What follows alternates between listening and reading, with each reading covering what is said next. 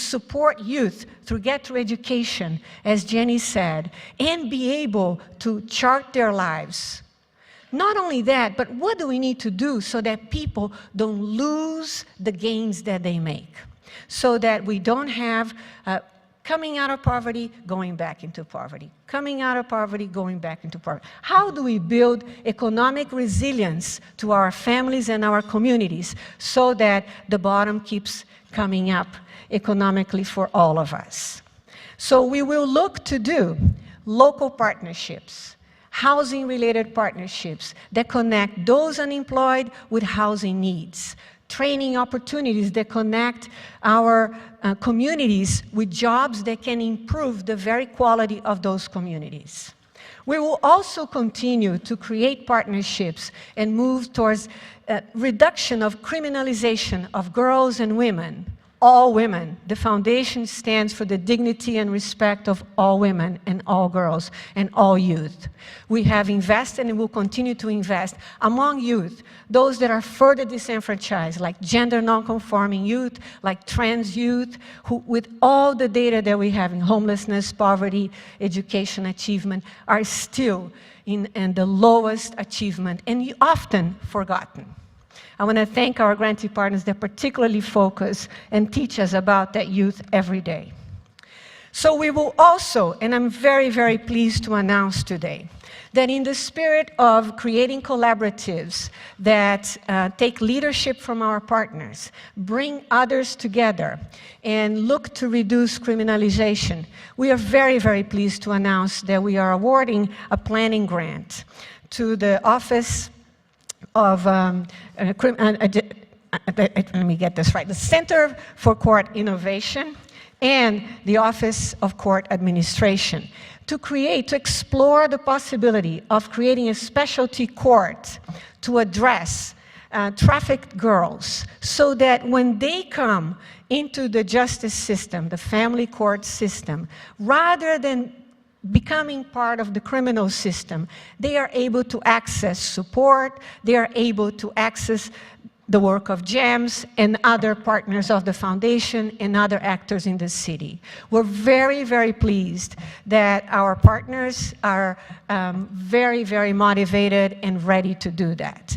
We think that this will change thousands of lives.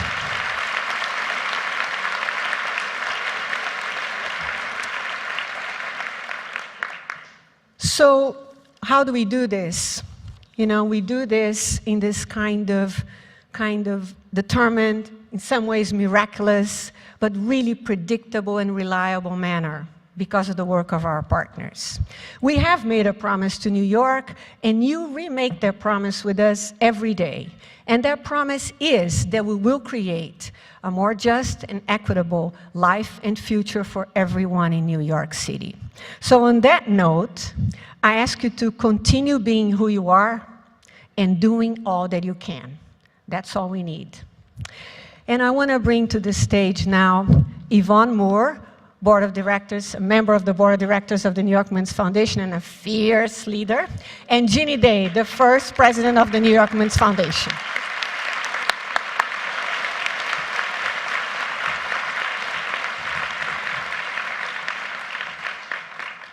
Good morning. I'm Ginny Day.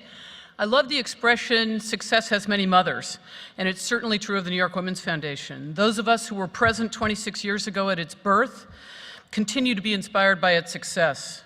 We have always been different from each other. We were managers, philanthropists, community organizers, consultants, lawyers, ministers, accountants, professors, artists, and patrons of the arts, and that's who we are today. In the early days, we dreamed of women helping women in partnership across barriers of age, race, class, and culture, and it's worked.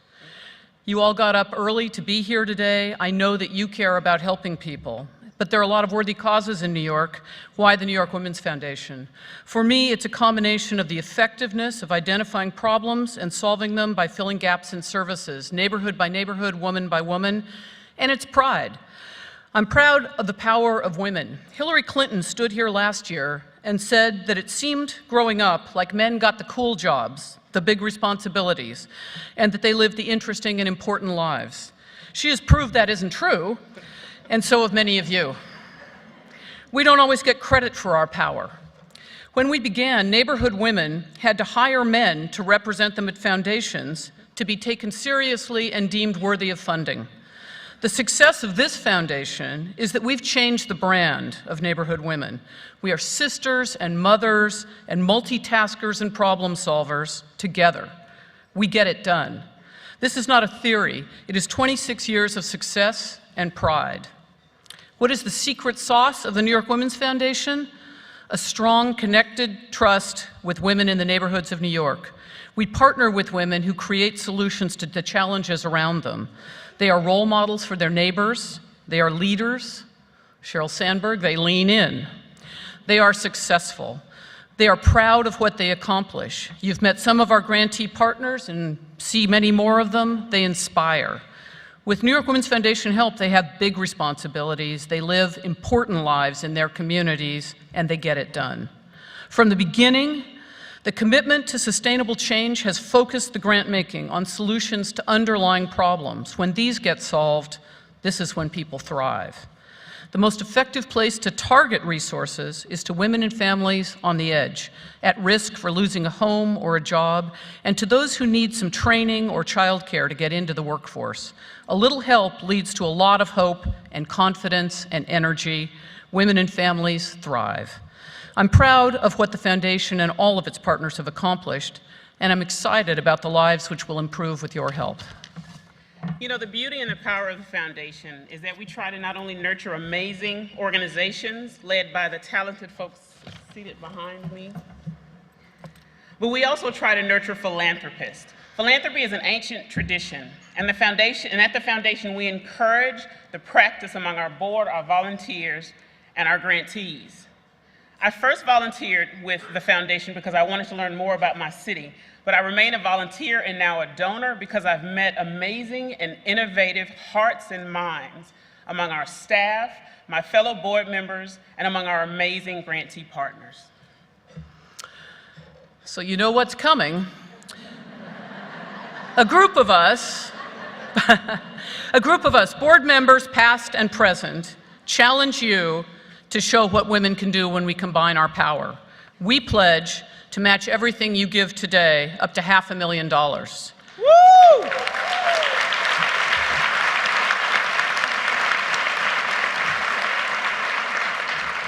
I'd like the New York Times to announce that we all got up early today, combined our energy, gave $1 million so that strong women in the neighborhoods of New York can meet the challenges for themselves and their neighbors. I want them to write that success has many mothers, and we got it done at this Power Breakfast. Now we want to encourage you. Yes, please. Applause.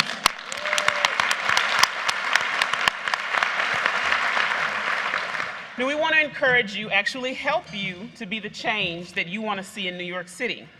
Every single person in this room, and we are asking, every single person in this room is powerful, and we're asking you to use that power this morning to help us help the women, girls, and families of New York City achieve their ultimate potential. And I'm being completely honest with you when I tell you that every single amount given, no matter the size, will have an impact. There's a collective power in this room, not only to meet this challenge, but to exceed it. And we have multiple ways for you to give.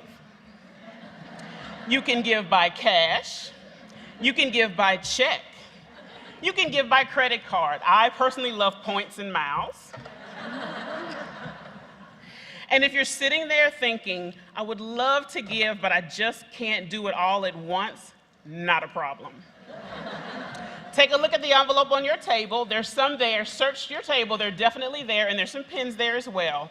If you take a look at the flap of the envelope on the right-hand side, it's where you want to be. It's our monthly sustainer program. You can let us know how much you would like to give on a monthly basis, and we can take care of that for you.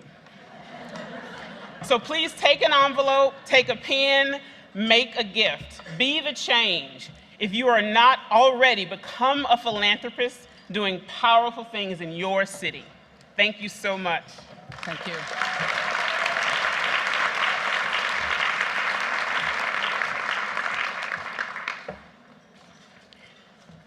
So now, I have the honor of introducing you to our next presenter. 10 years ago, I boarded a high-speed train called the Abigail E. Disney. And the journey has been truly amazing. But one of the most transformative destinations along this journey was my introduction to the New York Women's Foundation, and for that I am truly grateful to her. Please join me in welcoming the Chair Emerita of the New York Women's Foundation, Abigail E. Disney.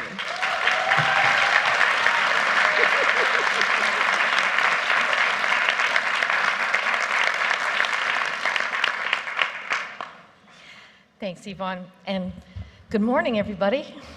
Ladies and gentlemen, and some more ladies.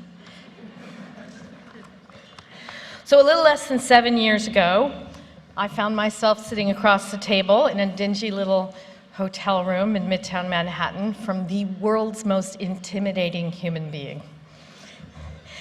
I was trying to behave like I wasn't an idiot, and the harder I tried, the more of an idiot I seemed like I was. But for some reason, this colossus of a woman agreed to help Ginny Redeker and me make a film called Pray the Devil Back to Hell.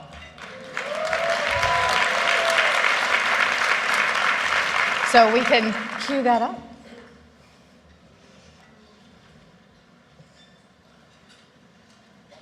Money, greed, ethnicity, absolute power.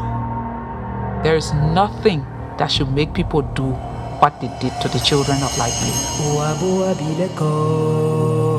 The warlords gave these boys guns and sent them off.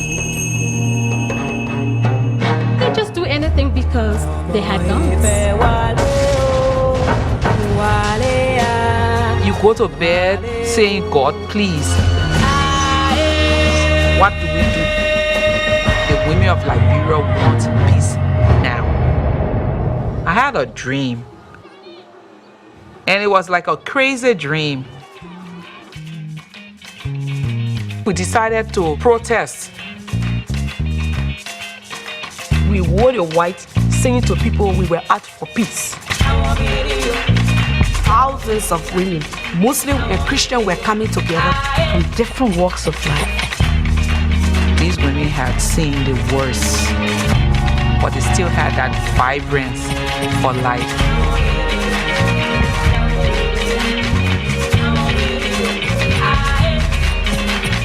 And we said, well, if I should get killed, just remember me that I was fighting for peace.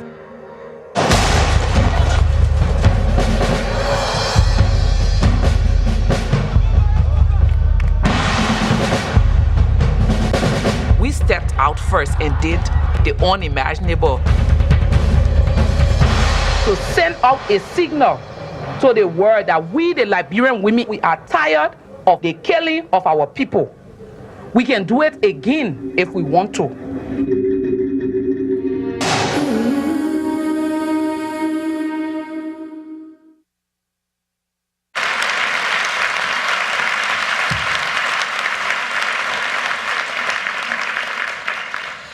So in the making of that film, that scary lady slowly morphed into my long-lost big sister, little sister, whichever. I can't explain it, but little by little, we started to see in each other a fellow traveler. And now we're like an old married couple. We finish each other's sentences, we talk about our children, and we rudely reach into each other's plates with our forks and grab things off them.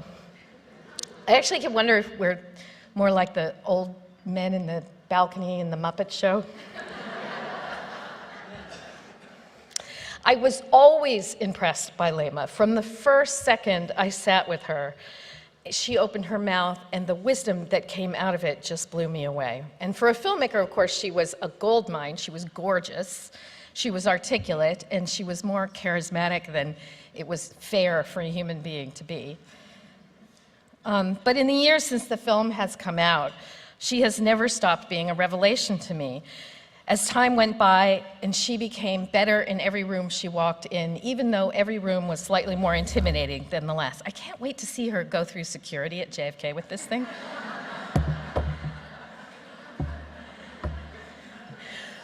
All the way from the ordinary festival audiences to heads of state, I have yet to see her bat an eye. I have yet to see her utter a cliche. And other than loudly asking me at Davos when she met Mick Jagger, "Who is that ugly old man?"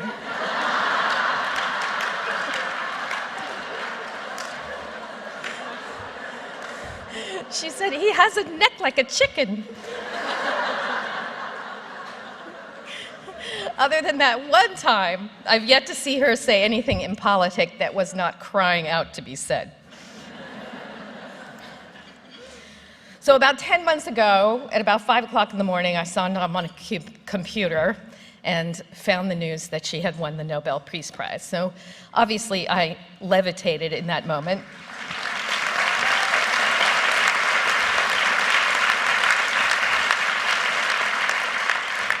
Lema was on a red-eye flight back from California. She was going to get off the plane. She was going to have a little rest at my house. She was going to make 2 speeches, and then she was going to get on a 4 o'clock flight to Ghana, because that's the kind of schedule she keeps on a good day.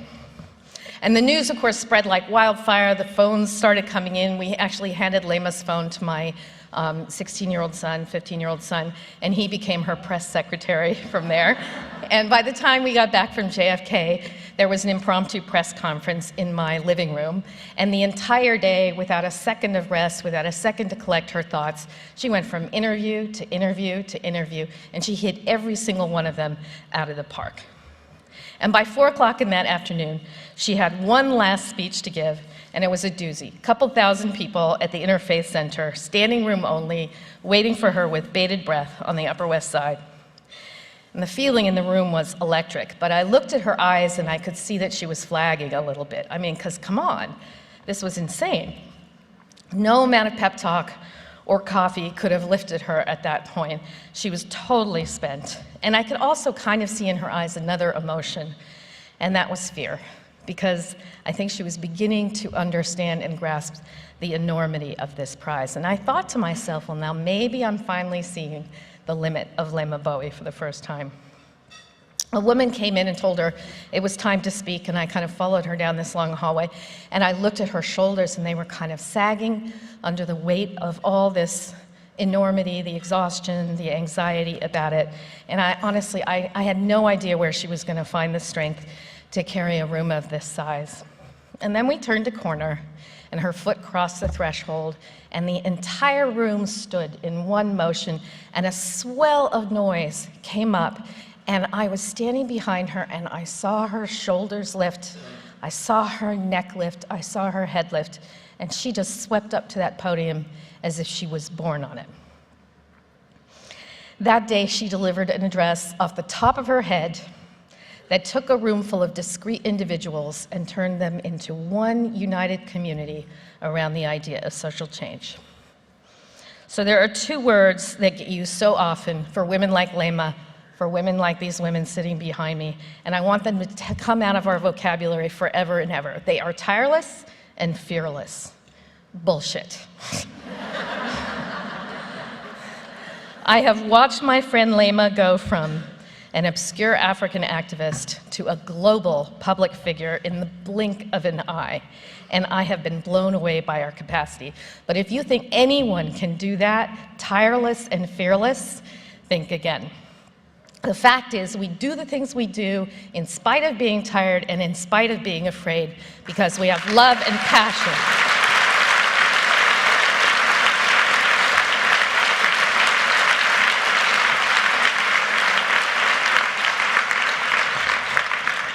I am so grateful for my friendship with Lema, partly because she's taught me some valuable lessons, that fear is just an annoyance, that being tired is just an aggravation.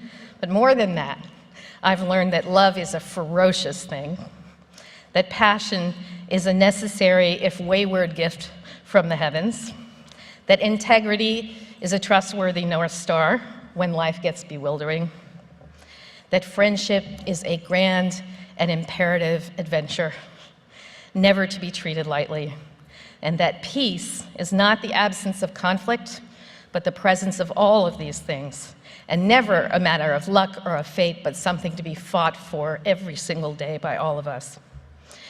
You're about to meet one of the most transformative figures in the world.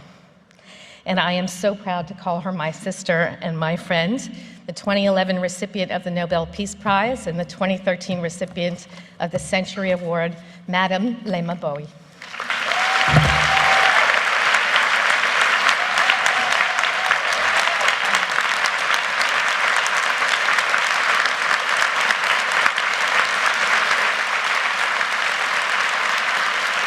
Thank you. Thank you, people. Thank you. Please have your seat.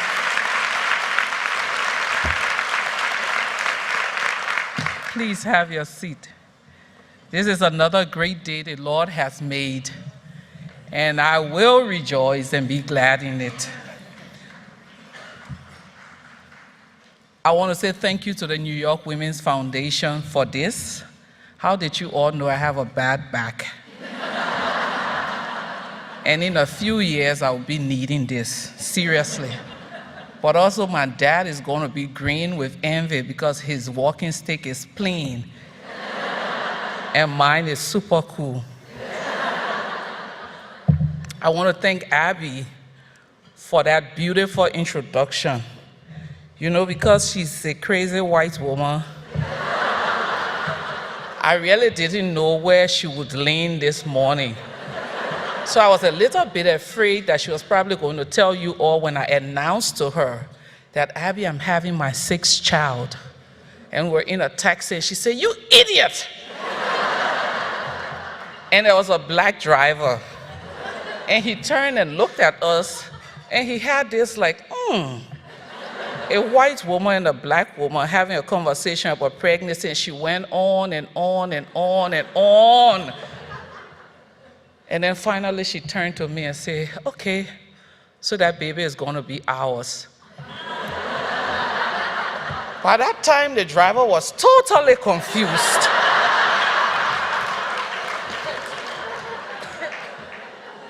But she's been a good friend, she's been a sister, and she and her husband Pierre has turned into parents of my kids. I have 6 kids, and when people ask me, where are your kids? I say 80% of them live with Abby and Pierre, and 20% live with me in Africa. So Abby, I want to say thank you. The Nobel, this prize, would probably not have been possible if you had not brought our story to the world.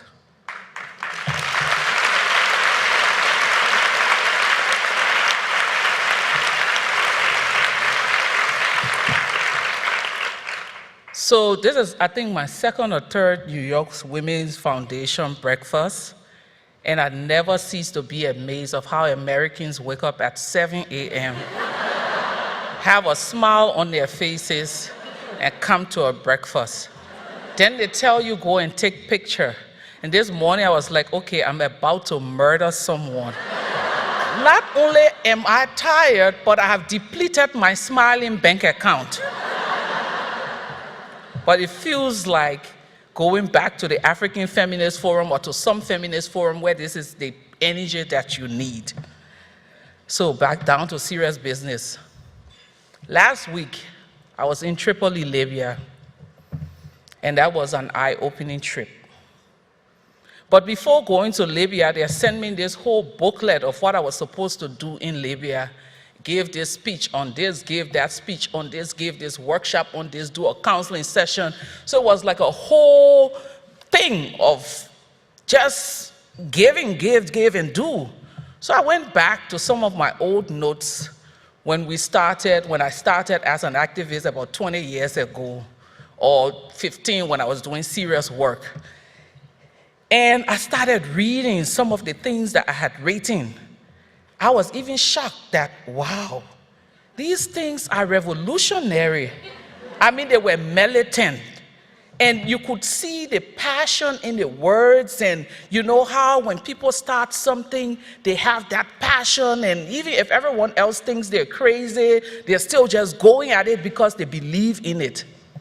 And then my mind went back to many of us, not just me, but others that I have encountered. A colleague, Sam Doe, who went on to found the West Africa Network for Peace Building that I worked for years ago, Sam told his story of how he started. He said during the war in Liberia, he was walking between an alley, had gone to find food, and the only kind of food he could find was popcorn. So he had a bag of popcorn, a sachet of water, and he saw this little boy, maybe 3 years old, lying down, taking his breath. He had been abandoned. He knelt down and opened his child's mouth and started feeding him popcorn. Eat, child, eat, drink, you shall not die. And he stood there and watched his child. He said, but for a moment, this little boy opened his eyes and looked straight into his eyes, took his last breath, and died. He said, but the gaze that child gave him, in his heart, he said, I promise you, I will work for peace, and that in your generation, you will, or your colleagues, or your age mate, will see peace. Abby tells me the story of when she was on a train during the hike of the homeless crisis in New York, and that was the thing that opened her eyes to philanthropy. I have to do something, I have to do something. In my neighborhood in Monrovia, just after I had my first son, Joshua, living in domestic violence, being beaten every other day, I always noticed 6 little girls huddled together. They pray. And there were a group of young men in the community who would just pass and these girls would shake because they had succeeded in defiling every young and little girl in the community. And these 6 refused their advances, refused, even though their mothers were saying to them, these are the boys with the guns, these are the boys with the food. What use is keeping your private part when you could supply food? And they were 12 and 13 and 11 years old. And I invited them into my living room, and that was the beginning of my gradually working with girls. And every time I did something like that, the passion, the energy, the steam that came out of me, and I'm sure with Abby it was the same thing, with Sam it was the same thing, moving on. Each and every one of us have that moment of awakening, have that moment where we saw something and it said to us, it's time for you to rise up and do something to make the world a better place. And then all of a sudden, as you're moving through this journey and doing all of this, you get these fancy awards, you travel, you go to different places, things happen. And then you get the backstabbing as you do this work, and you get the criticism, and gradually all of those things start to take your steam away. They pull it away, and you're losing it. The Easter Sunday of 2009, I spent with Gloria Steiner. And I will never forget. I was at a place where I was questioning activism. Do I want to do this work again? Gloria is so exhausting. The negative energy, the this and the that and the other. And she just sat there in her dining room with all of her wisdom and looked at me and said, Lema, you can't stop. You need to find a way to re-energize. So in Tripoli, I met this young woman. You know, when you've been in this business for a while, you get to meet young people and you see their enthusiasm and you say, been there, done that. So she had come from Paris, educated, good job, and she said she went back to Tripoli to fight in the revolution because she felt like that was her role. And the first day she went to Musrata, she had been giving her assignment of what she was supposed to do as one of the revolutionaries, and she saw this girl lying on an armored truck, and she knelt down out of curiosity to see. This girl had been gang raped and had virtually been divided into 2, her private part. She still had life in her. She picked her up, took her to her room, cleaned her up, and the next day got a car and crossed over to Tunisia. And she realized, my role in this revolution is to work with girls. So she's been doing that for 2 years, taking girls across the border. And for the first time in the history of Libya, a country that has gone through revolution, no one can speak the word rape. I was in a room filled with government official, prime minister, everyone, and I was the only one bold enough to call rape rape. Everyone else called it that thing. But for the first time, this enthusiastic young woman held the hands of one of the rape victims. She's in veil.